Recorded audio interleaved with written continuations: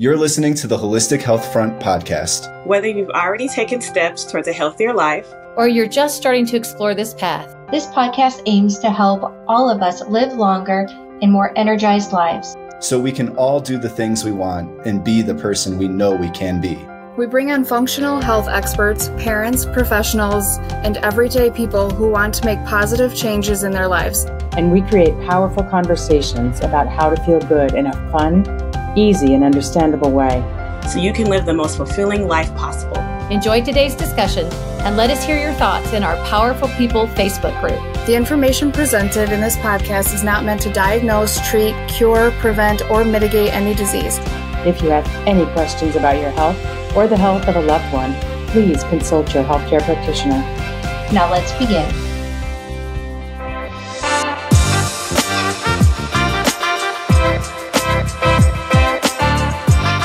Hello, everybody, and welcome back to the Holistic Health Front podcast. We are so excited that you are joining us today. We are excited to have Dr. Aloma Geer back with us. If you listened to us last season, we introduced Dr. Aloma Geer. She is the owner and founder of Longevity Labs. She is a doctor of organic chemistry. She is a nutrition coach, and she is a whiz when it comes to the science behind our blood and our bodies. So, well, before we got on the call today, I was telling Dr. Geer, I said, we're going to have to make sure that we use words that all of us can relate to, because she's just wicked intelligent and so smart about what we need to do to take a look at our bodies. And so with Longevity Labs, we said this in our last podcast, but with Longevity Labs, what they do is they do blood work that goes a little deeper than your average blood work that you get in your traditional medical office. And that's what makes this so exciting. And for those of you that don't know, I decided to do a full blood panel with Longevity Labs and Coach Shannon. Hi, Coach Shannon. How are you today? Hey, doing well. Good. And she decided to do a full blood panel. And so what we've done is we've invited Dr. Aloma Geer back to actually look at our blood work and talk to us about how that is relevant to our health, and, give us some ideas and hope and just interest in what we can do, to change all that, and some things that are important to highlight, as we're moving forward in our lives. So Dr. Aloma Geer, thank you so much. Welcome back to our podcast. So happy to be here, Stephanie. Thank you for having me. Hi, Shannon. Hello. So one of the things that I want to tell everybody is that Coach Shannon and I have volunteered to share our personal, private medical information on this podcast live. That's not something that we're never going to ask anybody else to do, but it's something that Coach Shannon and I decided was relevant, because a lot of people don't know what you don't know. And so when you do a deep dive, this is kind of almost like a functional medicine look at your blood work and your medical panel, a little different than your traditional doctor's office. So Coach Shannon and I both volunteered to do this. So the information on here is accurate, and it is us. It is real live information. And we as health coaches are excited to see how we can make ourselves healthier. So I am so excited. So we're actually going to talk about our blood work. So here we go. I'm super excited. I know that in today, there's a lot that this is going to cover. And so we decided that we were going to break this up into two sessions for our blood work. So in today's session, we're going to cover our hemoglobin A1C. That's going to talk about our blood sugar. We're going to talk about a comprehensive metabolic panel. And then we're going to talk about our lipids panel. And that's our cholesterol and things like that. And then in the next session, we're going to talk about some more things like our hormones and brain function and things like that. So it's going to be pretty science-based, but we're excited to jump into this. So Dr. Aloma, where do we want to start? Do we want to just look at both Shannon and I's A1C and talk about what that is and how it compares and why it's relevant? Absolutely. So yes, let's start with A1C. So A1C, I would guess that everybody's familiar with it, right? It's a very simple test to run. It's a finger stick, and it takes about 6 minutes to run on the analyzer, and you get your results. So what it tells us what your body has been doing with regard to sugar for the last 3 months. Okay, so we have a glucose test that will tell us about your glucose levels, at the time when you had the blood draw done. But A1C will tell us the percentage of how much sugar is coating your red blood cells, which transport oxygen, how much of that is occurring. And so it will tell us how much of that has been happening over the last 3 months. So it's a percentage, and we can see, I don't remember what your percentage was, Steph. So mine was 5.5. Which is perfect. It's normal. And Shannon's was 5.2. So anything below 5.7 is normal, which means you're not at risk for diabetes, right? So your doctor or yourself, you want to look at your A1C results to tell you what your risk for diabetes is, because as I mentioned, it's a 3-month snapshot, right? It's a snapshot of what's been going on in your body regarding sugar and how you're metabolizing sugar for the last 3 months. So anything less than 5.7%, you're in the normal range. You're not at risk for having diabetes. Yes, Shannon. Can we speak to what impacts that number? Yes. It's not just eating candy, but there's also potato chips, Fritos, processed dips. Obviously, you have your soda full of fructose, your fruit juices that are not, that have a lot of fillers, if you will, other ingredients. It's not corn syrup, all those things. Anything that's processed, that can be quickly broken down into glucose, but then stays around in your bloodstream, right? We do need glucose for energy. But high fructose corn syrup, no, that is bad. You have to eliminate that from your diet. Any processed foods. Diet soda, I hear, is worse than regular soda. No soda at all. No, nothing with dextrose, nothing with maltose. We can't, it's not advisable to have any of those things. So, which I think most people we know that we shouldn't be eating those things, but somehow we do. We might still have it. It's in the foods, we don't realize it's there, right?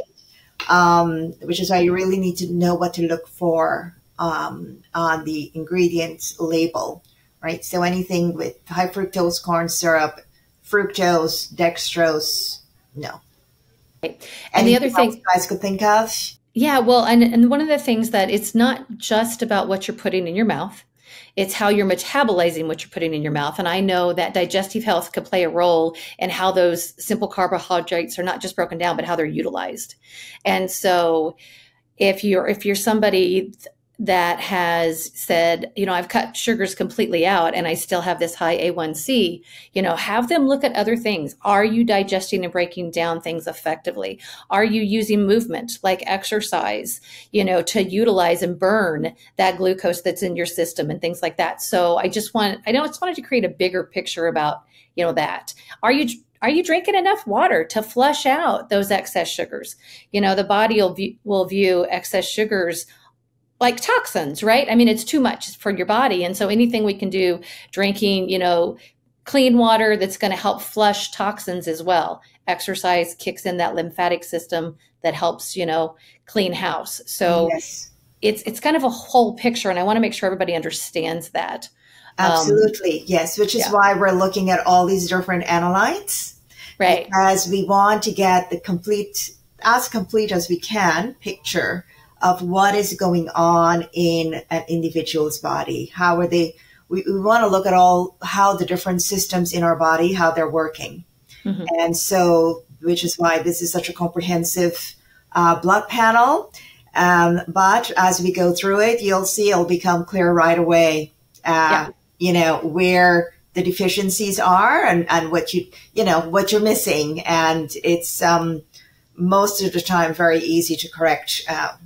I can't stress it enough. I know we've all heard it, but maybe we don't really understand what it means, diet, lifestyle, exercise, right? So if there is one thing that a person can do to really improve their overall health, it's exercise. It doesn't matter, you just exercise just makes a lot of, stimulate a lot of processes in our body that are beneficial. And then that starts a chain reaction of producing all the good biomarkers and metabolites in our bodies.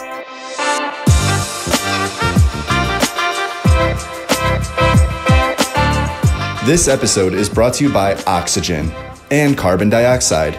Breathe deep, breathe slow.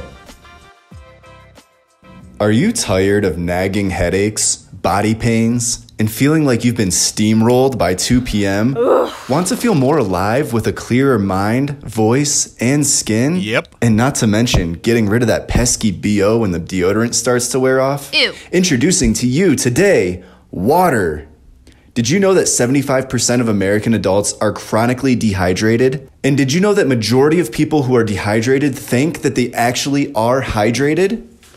That means most people are not drinking enough water. But if they did, and they realized how much of a massive difference it makes in how they feel to be hydrated, they would realize that water can change their life. So drink more water. Aim for 96 fluid ounces per day minimum for adults. Side effects include peeing more often the first couple of weeks, but don't worry, it will slow down soon. I know I should really drink less caffeine. I just wish there was some way of getting energy in the morning without a coffee. Ah, the sun. Wait a minute. I feel good. Especially when I close my eyes and stare at the sun through my eyelids. Wow, this is great. I think I'm ready to crush this day now. Thanks, sun. The sun. Use it for free with care. Hey y'all, hope you've enjoyed these goofy little commercials. The information is all accurate and valid, so please use the tips we shared. Even though we're having fun and being silly recording them, they're still 100% meant to support you and entertain you. We'll be getting back to the show in just a minute, but first, I want to really encourage you to join our free community on Facebook. It's called the Powerful People Community, and it's a place where you can interact with other listeners of the show, including me, our other coaches and co-hosts and everybody. And it's a place where you can ask questions publicly or anonymously. You can request episode topics, you can share your story, and celebrate with a group of really amazing people who will also be celebrating you. So we really hope to see you in the community. We think we're building something really special because we believe when you bring together a group of powerful people, there's just so many great things we can do in this world, more than we could do on our own. So we're building a special community and we hope to talk to you there soon. Now, let's get back to the show. So with hemoglobin A1C, right? So below 5.7%, you're fine. If you're between 5.7 and 6.4, you're pre-diabetic, okay? And 6.5 and above, you would be diagnosed with diabetes, okay? So you're both good. Yeah. Well, and I also want to say that this is just a snapshot. This is just a note. I actually had my blood work done at a traditional doctor's office about 4 weeks before I did it with Dr. Geer at Longevity Labs. And I was really interested just in the 4-week difference, how much things fluctuated. And I bring that up to say, wow. So what you have is not what you're going to always have. So be aware of the fact that you can move the needle. And I'm going to talk about that because I pulled up all of my stuff from the labs that I have drawn, 4 weeks prior to doing this with Dr. Aloma's Longevity Labs. And it's interesting because my hemoglobin that day was 5.4 instead of 5.5.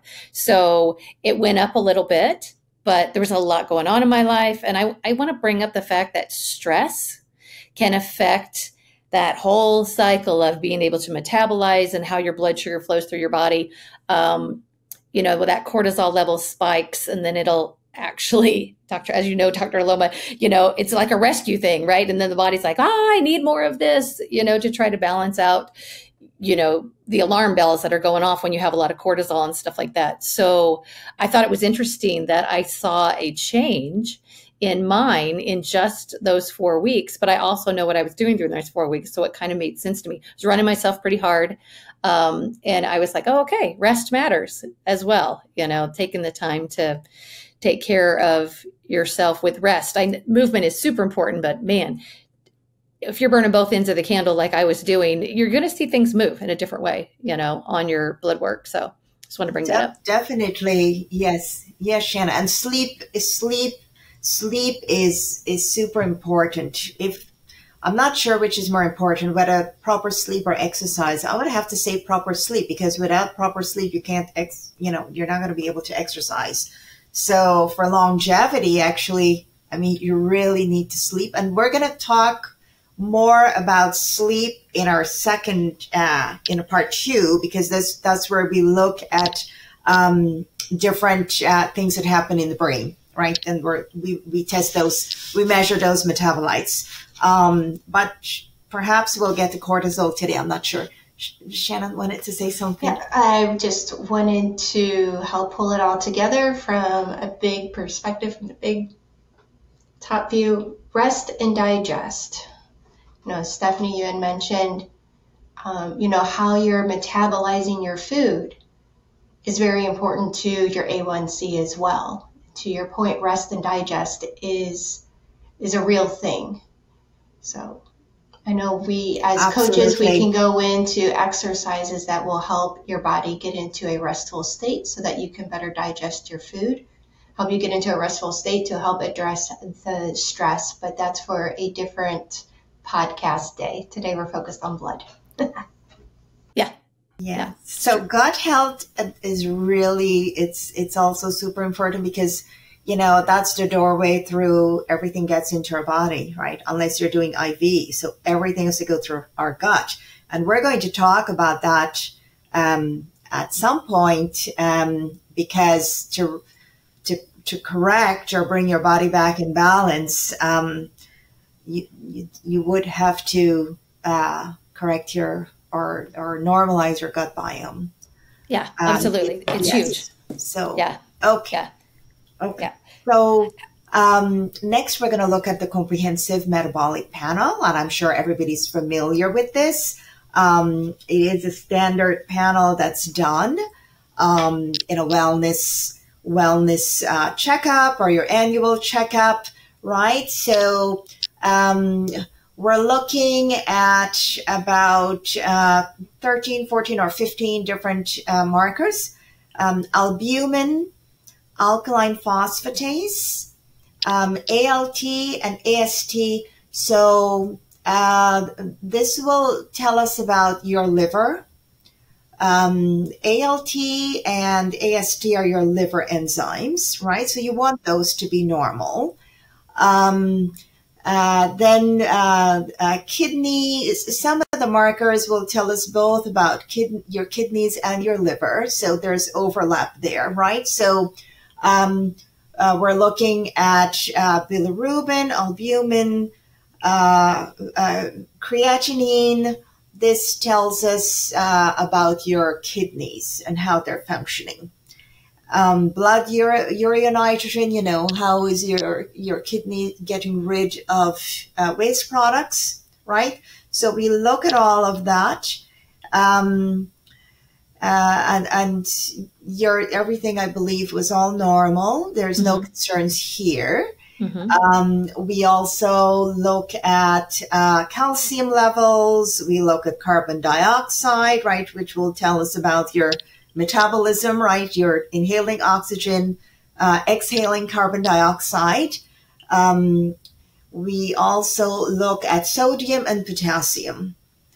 Okay, and sometimes it might be 1 point or so off. That's okay, right? And different, each laboratory, different laboratories may have slightly different normal or reference ranges. It just depends on the assay the laboratory is using and their validation data. So you may see slight variations there, and that's okay. So we also look at sodium, right? Sodium levels, iron and glucose. EGFR, that's a calculated value based on some of the results from the different analytes, will tell you, again, that's another measure for kidney function. Okay. And yours is all fine. Like, for example, if somebody's on dialysis or, has any issues with their kidney at all, that value would not be normal. Okay. So, this comprehensive metabolic panel is pretty straightforward. And for the most part, most people this will come back normal for most people, unless you already have some underlying, condition. Okay. We're going to move on we looked at some vitamins and minerals. Yep. Right. In our laboratory, we do test for more vitamins. These are micronutrients, right? These would be under micronutrients. But I had to decide, what to use the sample for, because I tested some very interesting markers that I think would be of interest of everyone. So we're looking at folate. So the level is okay. Okay. So B vitamins is very important. And we also test for vitamin B and vitamin B2 and B6. So what you would want to look at here, the reason we check for active B12, right? So we can test for B12 and we can test for active B12. So active B12 tells us how much B12 you're actually using, right? So a person may have a high B12 level, but the active B12 is actually the methylated form of B12. And so if a person has issues with methylation, right, then they would not be able to efficiently convert the B12 into the active or the usable form. Okay. So in a lot of supplements, you may see your B12 as methyl B12, which is the best, or cyano B12, which is synthetic B12. When it gets into your body, it still has to be methylated to be converted into methyl B12 or methylcobalamin, right? Cobalamin is another word for B12. And the B vitamins are very, very important at numerous processes in our body. And if a person is going to supplement, I would recommend a methylated or a bioactive form B complex, right? So that you know that you're getting the active form of the B vitamin. Right. So, and this is why you see some people going to the doctor and they get B12 shots. Mm-hmm. I know we've heard of that. Yes. And why would a person need a B12 shot as opposed to an oral vitamin? Can you explain that for our listeners? What happens in our body when why can't I just take it in a pill form? Why am I having to get a B12 shot? What's going on in my body when it gets to that point? Right. Well, you could have either, if you're getting a shot, it's going directly into your bloodstream. It's not passing through your gut, right? So if you have digestive issues, right, so you may not be able to absorb all that good B12 that you're taking orally. So when you get a shot, it's going directly into your bloodstream. Okay. So if a person has a mutation in the MTHFR gene, right? Which 30 to 40%, yes, Shannon does. I have one, there are two mutations in particular that we look for. So one is mild, one is, more severe. So about 30 to 40% of the U.S. population has a mutation in the MTHFR gene. So the mild mutation. But still, it makes your methylation process a little bit slower than if you did not have a mutation, right? So it's the methylated B complex would be the preferred supplement. Anything you want to add, Shannon, about? As a result of my blood test, I am on additional B vitamins, and I've noticed an increase. I'm not quite as tired as often, and by as often I mean every single day, all day long. I don't pop up in the morning. I never have been like, yay, let's get up and, a morning person, if you will. But there's been, for a long time, for a lot of reasons, not relevant to this podcast, it's just harder and harder and harder to get out of bed. And I do not function. We mentioned earlier, what's more important, sleep or exercise? I don't sleep. Absolutely sleep. If I don't get sleep, I not only exhaust my body and it functioning well, but now I'm pissy too, because I'm tired. My ability to keep a straight face and keep my mouth shut goes out the window because I'm exhausted. So it's very important to get the right B vitamins into your system well. I can't stress that enough. Absolutely. I agree. The B vitamins are super important. So we will provide probably at the next podcast, perhaps some links for the methylated B vitamins. It can be, there was a point in my life when I just could not take there are some really huge pills that the B complex comes in, and I could never swallow it. But now there are capsules, that's very easy to swallow, and it comes as well in lozenges. So the methyl B complex or methyl B12, both. So it's very easy to take, and it's super important.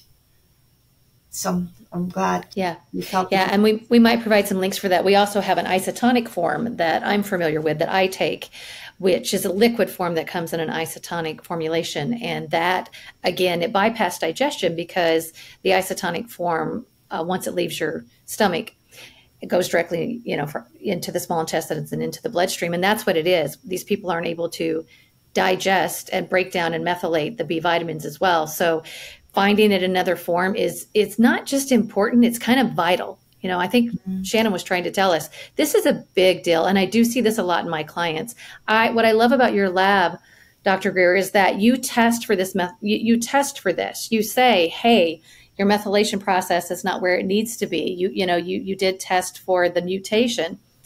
And so I don't think a lot of people even know to ask for that. It is more popular now than it was 10 years ago, but that's super important to ask. And if you're one of those people that's just been struggling and you're taking vitamins and you're eating as well as you can, I highly recommend getting your blood test done to find out if you test positive for the mutation and check out what your methylation pathways are to make sure that they're open and working. And if not, like Dr. Geer said, get on something that's going to support you, because they are your brain vitamins. They're your mood vitamins. They affect your digestion. They affect your hormones. They're your sleep, your neurotoxicity. Yes. So the B vitamins, all of them, they're key cofactors in so many different metabolic processes that go on. So you're huge. right. It's not just important. It's vital. That's actually it's vital. And we tend to blow it off. We're like, I'm not going to take a vitamin.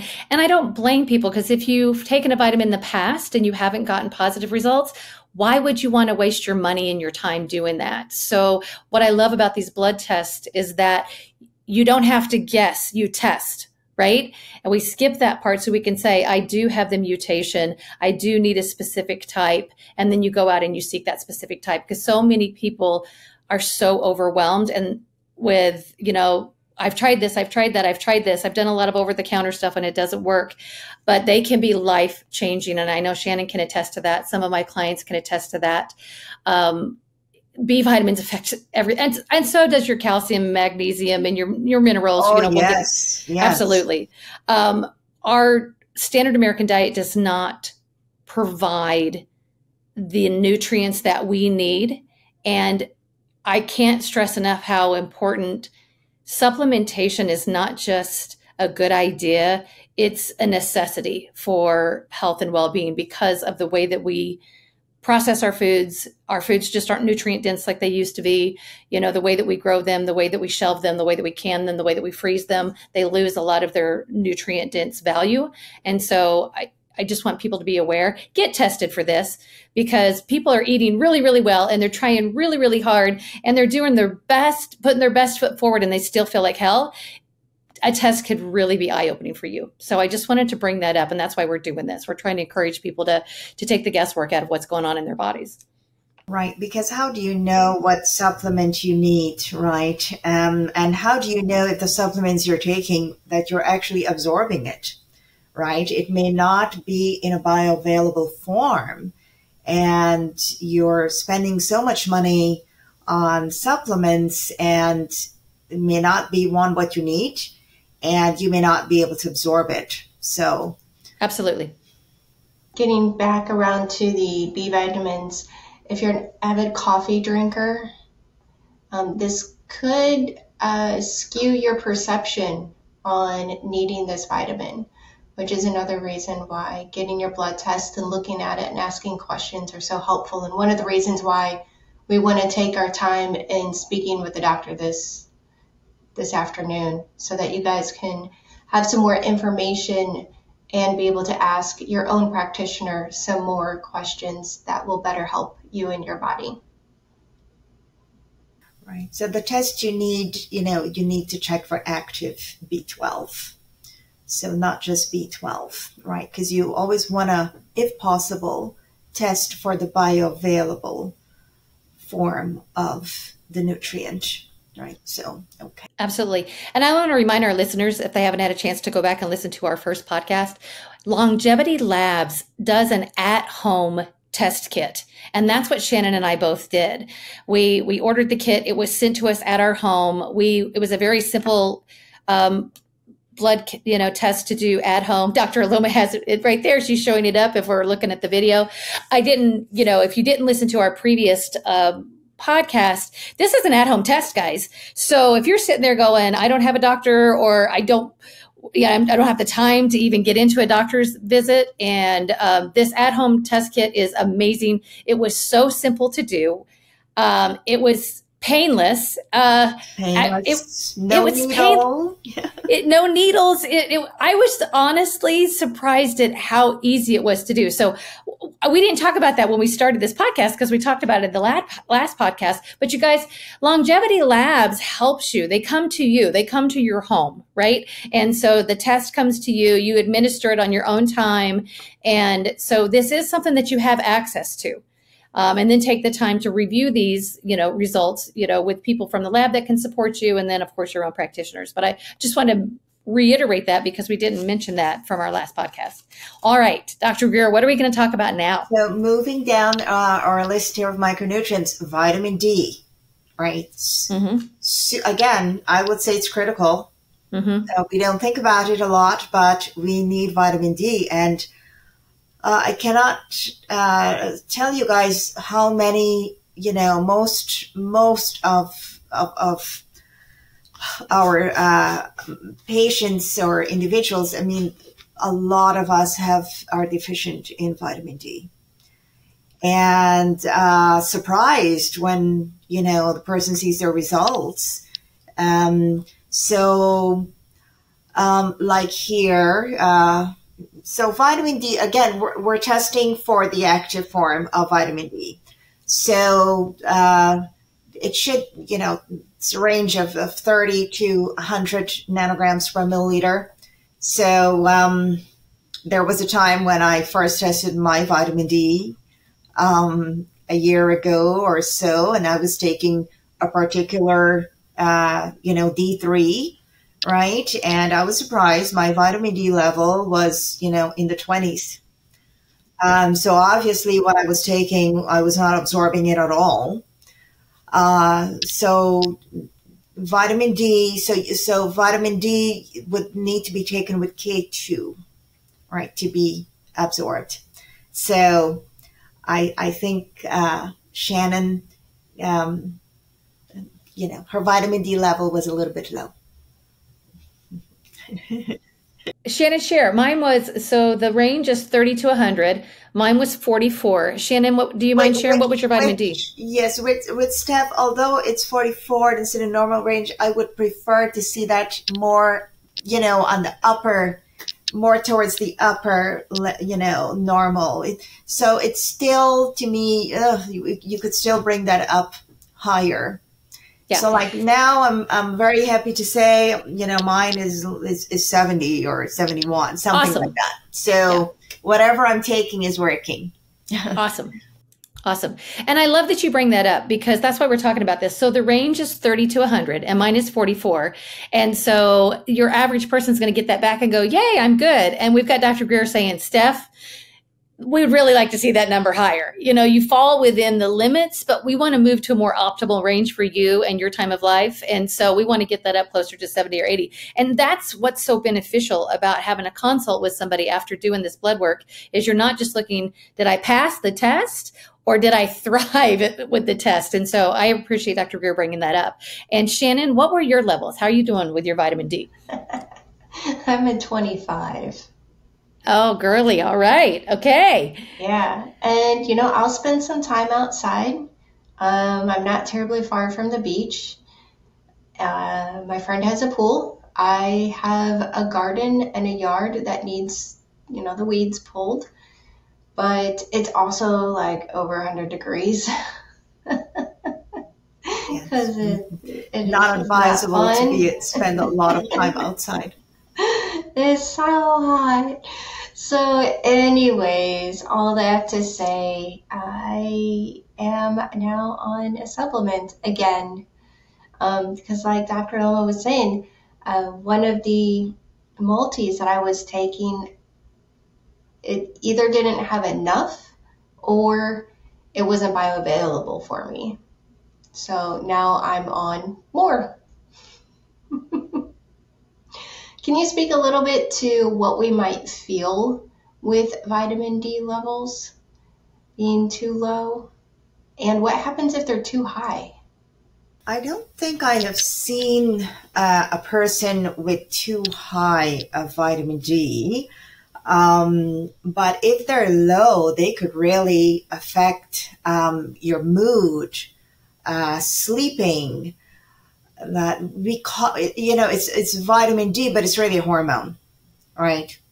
And I have seen cases where you're definitely mood, muscle pain in your joints, just because vitamin D is integral again to numerous processes that are happening in our body, and we don't think much of it. But I truly believe, and in my experience, it is one of the essential micronutrients that we need, along with the B vitamins, vitamin D, magnesium, right? Because magnesium and vitamin D, they work together in a lot of processes. And so if you're deficient in one or the other, they will not be functioning efficiently.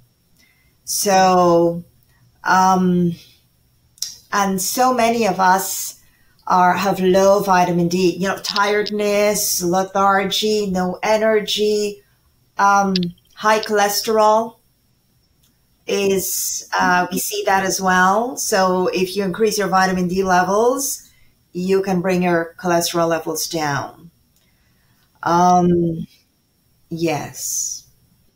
Well, and I like that you said, I'm going to reiterate it, that vitamin D is not just a vitamin, it's a hormone. It functions as a hormone in the body. And I remember reading somewhere that every single cell in your body has a receptor site for vitamin D. And what that means is there's not a function in the body that vitamin D doesn't affect. And so it's a very, very powerful vitamin, and it's great to get tested. And like I said, you don't want to just be within range. You want to be on the more optimal side of that. So it's a pretty big deal. I've also seen, and with my clients that have low levels of vitamin D, I've seen a lot of excess sweating. That's something that will show up, that'll change when somebody's vitamin D levels start to climb, which I don't know if there's any science behind that. That's just a kind of a personal story that I've seen in a couple of my clients. Focus, gets better. I've seen with some of my clients that supplement, with vitamin D. So it affects so many things. So it's a really, really important one to take a look at. And it will bring other markers, other hormones, other, metabolites back into balance. Awesome. So, a person that may have excessive sweating, they may have some other hormone, imbalances that will normalize as your vitamin D level goes up. So like my husband, for example, so he stopped taking all the vitamin D supplements because he said he was sunbathing, right? And he was happy and everything. And, but when his levels, was like 20 something as well. So I'm like, your vitamin D level is really low. He's like, oh yeah, I stopped sunbathing. It was too hot to be outside. So yeah. for how many weeks it was. So sometimes we don't realize that if we change our activities, right, and with the change of season, it will affect us. And, when we are in a cold climate in winter, we don't get a lot of vitamin D. Externally, there's, so we would have to just be cognizant, right, that, to take our vitamin D, so D3 plus K2. There are other, other combinations of that, that a person may need to take a different type. And so, you'd have to, have a consultation for that. Like, for example, for bone loss, right? So vitamin D is very important in preventing bone loss. And so depending on the person, and in most cases it's women, right? So the amount of K2 that's present that they would need to take is much, much higher than what a regular person would take. So the stage of life matters. When we're looking at our vitamins, it's not a one size fits all. What my 24-year-old daughter takes is going to be and needs is going to be different than what my 55-year-old postmenopausal body is going to need. And so we need to keep that in mind. Just because it's a best-selling product doesn't mean it's the best one for you. So keep that in mind. And that's why consultation and testing is so important. So thank you for that. So then we went down, we did test calcium. Magnesium is very important, right, to test. And you're fine. You guys, if you don't mind me asking, are you taking a magnesium supplement? I'm just curious. Yes. Okay. Yes. So am I. Yes. Yeah. Yes, I was. Yes, I am. And yes, I was. Yeah. Okay. Magnesium L-308. I'd have to go look at the bottle. It's got both forms of magnesium in it, and it's in an isotonic capable formula. But yeah, I'd have to go pull it back out. Very good. Yes, we also looked at phosphorus, okay, which is another, it's a mineral. We need it. We don't see a lot of abnormalities there. And iron, which we do need, right? Yeah. I want to talk a little bit about iron because I know iron supplements tend to cause people problems. Yes. You talk to so many people and they're like, I'm not taking iron. I got constipated. It didn't sit well in my stomach. I don't care what the doctor says that I need more iron. I can't do it. The supplements made me sick. Can you talk a little bit more to that and what we might do to circumvent, those particular symptoms when we are taking an iron supplement?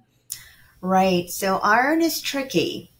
So you really don't want to look at only your iron level, right?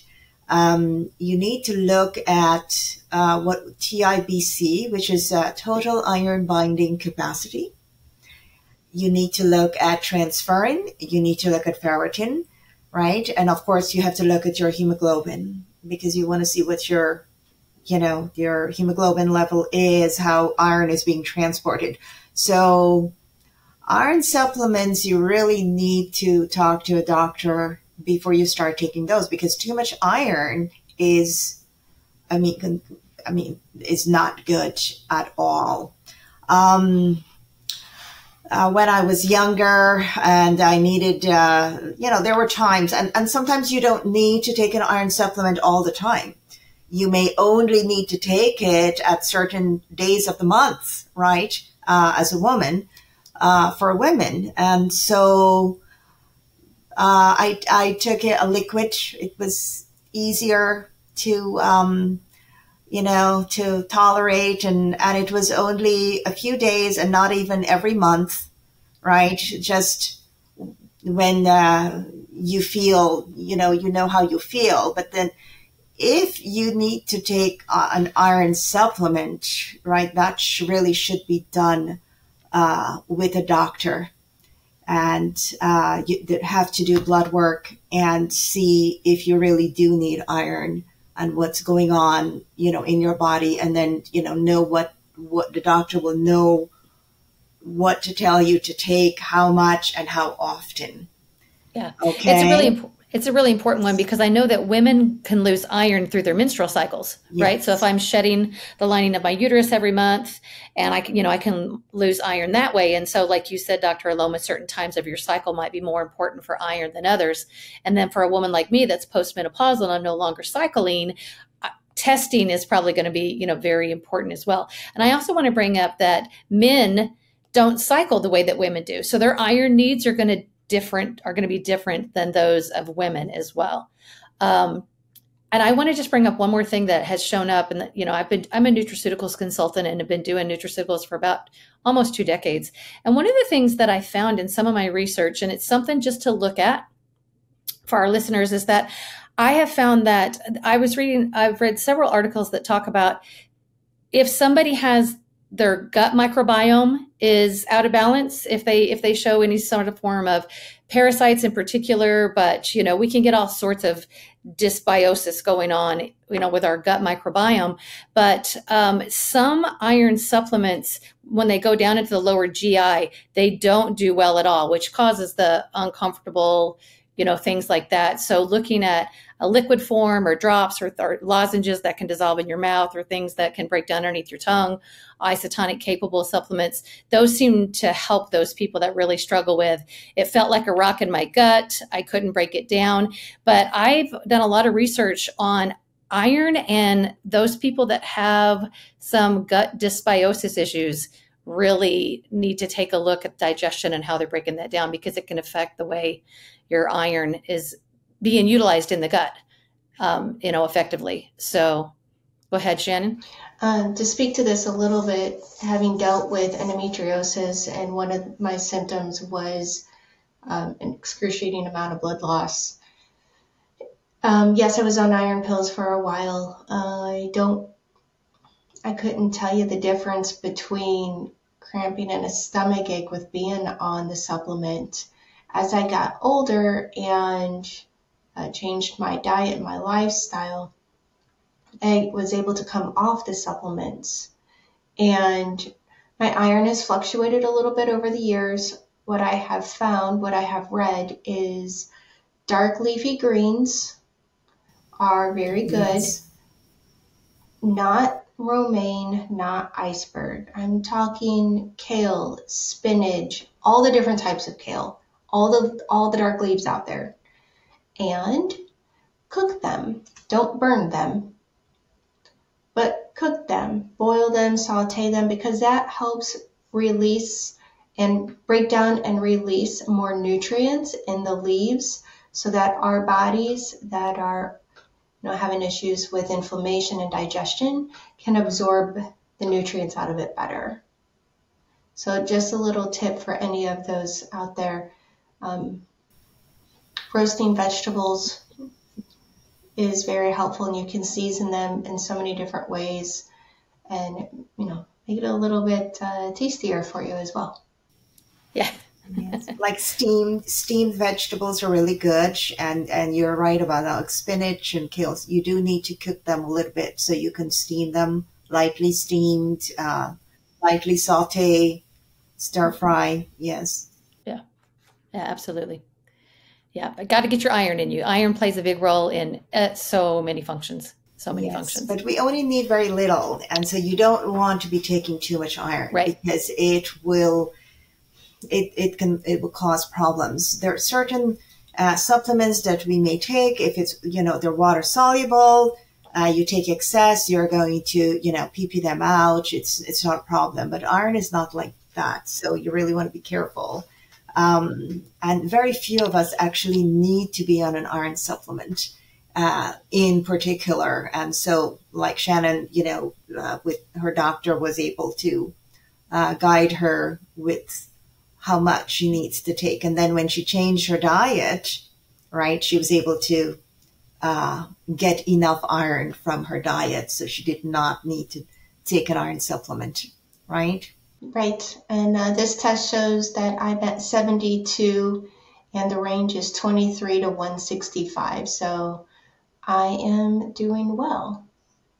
You're in the meeting. It's perfect. Yes. Yeah, good job. Mine was 67, just for a reference point, since we're talking about it. So good job. And Dr. Aloma, I know you can speak to this, but they all work synergistically. The vitamins we're talking about, the minerals we're talking about, they all work synergistically in the body. So testing really helps us know, what we need a little of and what we need a lot of, and kind of balancing out that entire nutrient, consumption, and not just focusing on one particular, vitamin or mineral. So, right. Let me ask you this. Did either of you think, or were you expecting your vitamin D level to be low? My vitamin D, I was not expecting that to be low. So that one surprised me. Right. Yes. It's usually, you'll find out things that, I would not have thought that, but it actually is that. And then once you, correct that or bring it into balance, you'll notice the difference in how you feel. Right? Absolutely.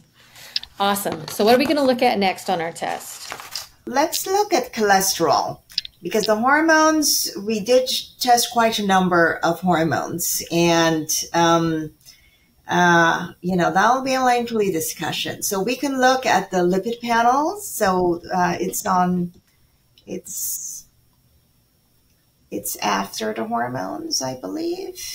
Yes. Lipid panel and cardiovascular. And this one was interesting for me.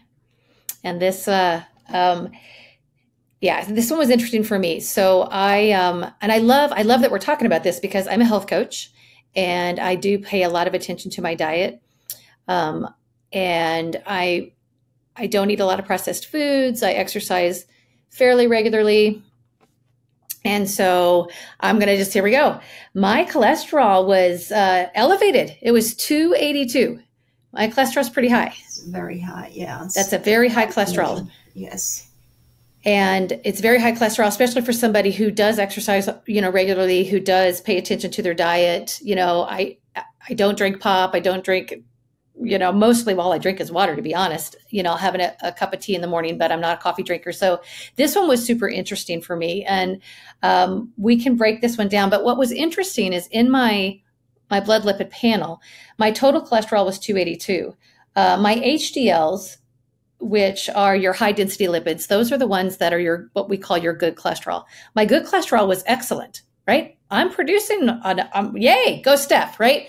So I'm producing this, the good cholesterol. My triglycerides were 130. They're a little higher than they needed to be, my triglycerides, but they're still within range. They're not elevated. That nobody, nobody's going to flag me, as having elevated triglycerides. So my triglycerides are fantastic. My HDLs are fantastic. And then you look at my LDLs. Those are your low density lipids. My LDLs were, they were 181. That's a really high LDL. So I'm going to let Dr. Geer talk about that for a minute, and then I'm going to tell you guys what I've done in the last 3 weeks to get some more information about my body. So Dr. Geer, that's kind of a funny panel. My A1C is good. My HDLs are good. My triglycerides are good. My vitamin levels are all good. And I have this pretty high LDL cholesterol, low density lipid cholesterol. Any comments about that, except for the fact that it's high, girl, we got to work on that. So let's talk about it. Right. So your total cholesterol is high, right? Yes. So total cholesterol is made up of HDL, your good cholesterol, LDL, your bad cholesterol, as well as your VLDL, which is the very low density cholesterol. So, and we want to look at ratios as well, right? Your ratio of cholesterol to HDL should be between 0 and 4. Yours is 3.76. So, whereas Shannon is 2.3. So she's more in the mean. Yours is on the higher end. Her cholesterol is 202, which is lower than 282. And this was your fasting sample. Right? So the fact that, okay, your LDL is high, VLDL, it's on the higher end, okay? The cutoff is 30, yours is 26. So somewhere in your, whether it's genetic or in your diet or both, you are getting some bad cholesterol. Mm-hmm. What we want, we did further testing. So we want to look at your lipoproteins, right? Mm-hmm. So there are 3 lipoproteins that we're looking at. I'm going to talk about lipoprotein A, LPA, little a in parentheses. That's how it's written, but it's lipoprotein A. And so if this lipoprotein is elevated, then it comes from a mutation in the LPA gene. And a person with that mutation is going to have elevated LPA levels, right? You do not have that. Your lipoprotein levels were very low. So, we don't have to worry about that. So that's not where it's coming from. Neither you nor Shannon, okay? But I'm just going to say one thing here. I would be curious to see, we're going to retest Shannon, in a couple of weeks or so. We want to see how her levels would have changed and the vitamin D that she's taking and the B vitamins, but in particular the vitamin D, what effect that has on her cholesterol, right? So then we want to look at APO, lipoprotein A1, and lipoprotein B. So A1 makes up your HDL, right? So we want that to be higher. That's your good cholesterol. And yours was right on the borderline. So we need to increase that. And apolipoprotein B, we have to test that. We're yet to test that. So for our next session, we're going to have that result. So we'll be able to see. But go ahead, Stephanie. We're going to say something. I'm super excited about this because I want to retest as well. Because we just found out my vitamin D is low, so we're going to take some more vitamin D. In response to looking at this blood panel, I've had this in my hands for over a month, even though we're recording today. I have since gone to a functional medicine chiropractor, and it was super interesting what they found. We're not going to get into C-reactive proteins yet, because that's a sign of inflammation in the body, which I have. Yes. Oh, okay. Yep. I had elevated CRPs. Yes, but were you able to identify where the inflammation was coming from? Yeah, well, it's super interesting. Yes, I have a subclinical infection in my small intestines. It's not SIBO. SIBO is small intestines bacteria overgrowth, and there's a test for SIBO. But they found that I have a low-grade infection in my small intestines area, and then my gallbladder is not working optimally. And so that gallbladder plays a role, as you know, in the way that everything functions and goes through there. So we're doing a lot of, they also tested my detox pathways, and this I thought was really interesting. My detox pathways are not working optimally right now. So as the body tries to break down these bad fats, it's not able to, right? It just keeps circulating in my body and circulating in my body. And even though my body might try to break them down, these detox pathways are not open. So we're doing stuff to open up these detox pathways, which is super important, because, those elevated bad cholesterol, is it toxic, needs to, the body needs to break it down. My liver was showing that it needed some support as well. And as you know, Dr. Geer, the liver is where our body metabolizes fats, and, cholesterol is processed through the liver and things through that. So I'm super excited about this, because I was actually excited to find out that my liver was not working optimally. I mean, I know that sounds depressing to other people, but I'm like, an answer. It's about damn time, because I've had elevated cholesterol for so long, and I do live, I practice what I preach. And so I do exercise, and I eat well, and, I meditate in the morning, and I go for walks at night. I do all the things. And for this to be so high, my liver is really bogged down. And so we're doing some stuff to support the liver. We're doing some stuff to open up those detox pathways. We're doing some stuff to support the gut microbiome and that digestion process. And so I'm really excited. I don't know if we should wait 8 weeks or 12 weeks, because I literally just started this 2 weeks ago. And so I don't know how long you think, Dr. Aloma, we should wait before I test again, but I'm super excited to test again and see how this lipid panel changes. We're going to wait 6 weeks. Okay. Although, gut bacteria, you can clear out your gut bacteria in 3 weeks. Okay. But what I would like, if you're able to do, we want to see what you are eating. Yeah. Because there might be some things in there that we may think that it's good for us, but it may not be. In terms of oils and fats, and even whole grains, we have to take a look and see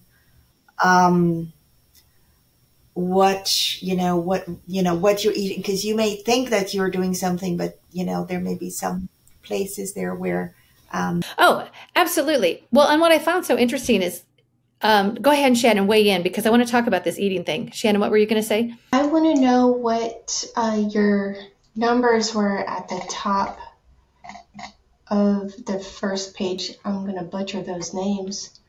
Albumin, alkaline phosphatase, the ones that go over the liver health. Yeah, the ones that are for the liver health. I'm curious if any of those were also showing any kind of anything. No. Interesting. No, that's why which is why you'll hear most people have had this experience, is like, oh, all my blood work came back normal. Mm-hmm. But I know I feel this way. I know I have this. That's because that is the most basic blood work you can do, right? Your CMP. If something is not in range there, you're already something is already seriously wrong, right? Okay. So which is why, right, how many times we've heard, oh, all my blood work came back normal, but you know that there is something that you would like to correct, that you're not okay.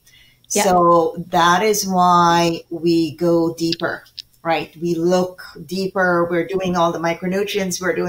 We do that, but we have to do the CMP because it is the basic blood work that we need to look at that as well, right? So even the lipid panel, for example, right? Your general lipid panel is not going to look at LPA and all the different lipoproteins, but it does look at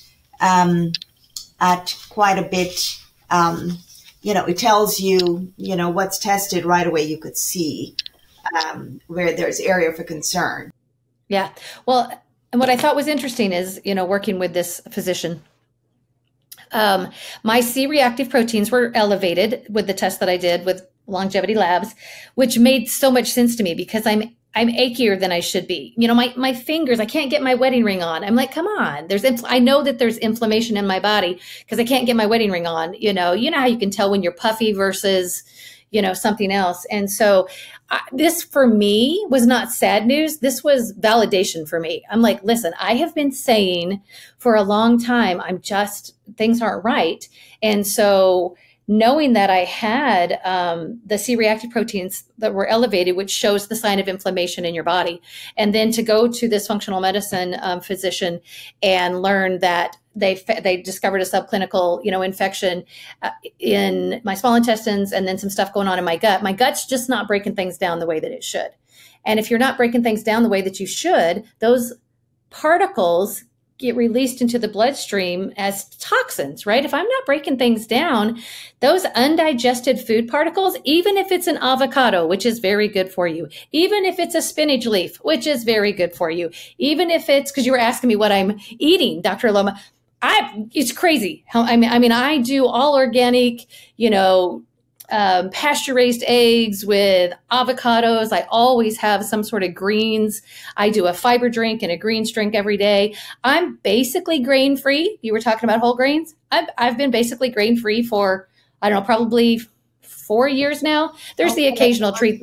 Yes. Yeah, there's the occasional treat that I have, but so everything kind of surprises me, right? I do make sure that the carbs that I do eat are naturally grown carbs.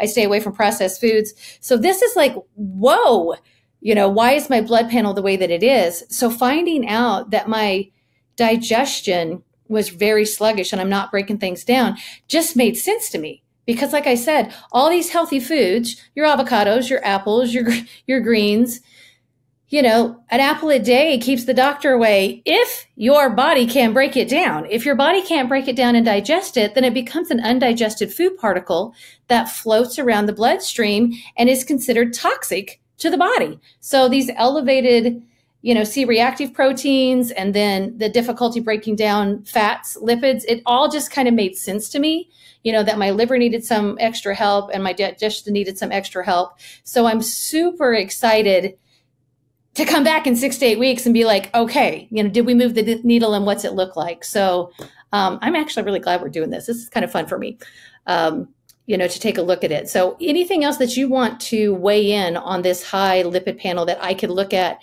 that I'm not looking at, that I could talk to my functional medicine doctor about, that you might be able to just point me, in a direction that I'm, some other things that I might consider that we haven't looked at yet? Well, I would just be concerned about foods that are pesticide or fertilizer free. Okay. It's very hard to avoid. Mm-hmm. It is. And sometimes even foods that are, meat or that are farm raised. If the animal is, grazing outdoors in a pasture all day, and that is great, right? But if at night, when they go into their the enclosure, and if they're given any type of supplement, right, feed, that's all GMO. That's all right, and And then that gets into what then we take. So sometimes it can be tricky to eliminate all of those. But if we get our systems working and we have our cofactors and our vitamins and nutrients, our body will, eliminate it so that there's no buildup. Right. So, okay. Yeah. So. Really good points. We're a little bit over the hour right now, and I know that this has been a lot of heavy information. But I wanted to keep it real. I wanted to make sure that, we talked as health coaches, we talked about, how this affects us and what our journey is, because hopefully our journey will affect and provide some guidance or some insight, for other people as well.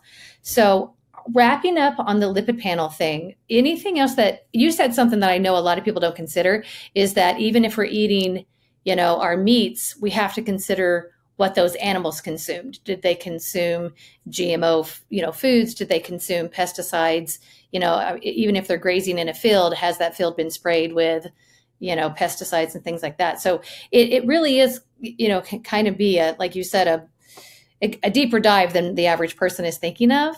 But I also love that you said, once you get everything working well and functioning optimally, our bodies can handle those things. Yes. Yeah. Yes. And I would just say one last thing before we close. In studying people who have lived, long lives in, their 90s and so forth, 100 years, and they've been studied. And what they have found is that although they may have elevated so-called bad markers, or let's say oxidative stress markers, their antioxidant markers were also just as high. So they were able to balance. They had a balance. I'm not saying that we should go and raise our oxidative stress markers, but sometimes it happens. And then as we age, some of those markers increase or decrease as well, right? Some of those oxidative stress markers increase. And so we have to balance that. We have to ensure that we keep our antioxidant levels high. All right. So, to combat everything that we have to deal with, in our daily lives, some days more than others. Okay. Yeah, so absolutely. We will all be fine. It's nice to know, because when you do blood work and you see it there in black and white, you may discover things that you would not have thought of. And knowledge is power. It gives you a chance to make even tiny tweaks to what you're doing to have an optimal result. So, yeah. So super excited to make those tweaks. I'm going to definitely increase my vitamin D levels. I'm going to do some of the supportive things that my functional medicine practitioner recommended to get that digestion working optimally and to get that liver processing optimally. And I'm anxious to retest, to see where this goes. But thank you, Dr. Aloma Geer, for spending an hour with us. I know it's a lot of heavy information, but I know she's passionate about taking this information and making it relevant to us and our lives, because I know this, just spending time with Dr. Aloma, is that she does this because she wants all of us to live healthy lives. When our bodies feel well, we do better, we live well, right? And so we take the guesswork out of this by looking at this work and expanding what you can get in your traditional doctor's office. And so I'm super excited about this. You can go to longevitylabs.com if you want to find more information, and we'll make sure that we post some of the links in our with the podcast as well. So longevitylabsolutions.com. Oh, thank you, Dr. Aloma Geer. So longevitylabssolutions.com, which is the reason we're going to post the link in the, with the information, because I didn't actually get it right. So Shannon, anything else that you want to add? Dr. Aloma, anything else you want to add before we wrap this up today? No, I just want to echo what you're doing. I love getting these tests and having a very real down-to-earth doctor able to drill down on what's going on my insides. And, help validate, okay, so why am I tired and what do I need to do to turn that around?